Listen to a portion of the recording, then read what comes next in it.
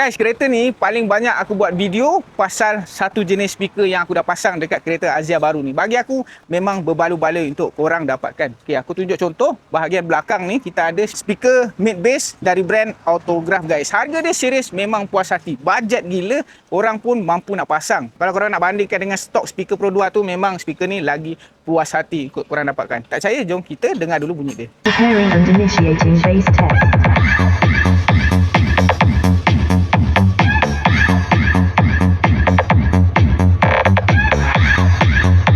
Macam guys, bunyi dia serius memang puas hati. Dan speaker mid bass ni sangat-sangat bergantung lah. Katakanlah kereta korang ada speaker depan sahaja. Kalau korang nak pasang mid bass sahaja dekat bahagian depan, sebab speaker belakang korang tak ada, korang kena pastikan ada tweeter ataupun full range baru bunyi balance. Tapi kalau korang tak ada, bagus korang pasang two way sahaja dekat depan guys. Guys, minat boleh tengok link. Bunyi pun puas hati, memang berbaloi-baloi untuk korang dapatkan. Jangan lupa follow, Bromi, like, komen, share video ni guys. Bye.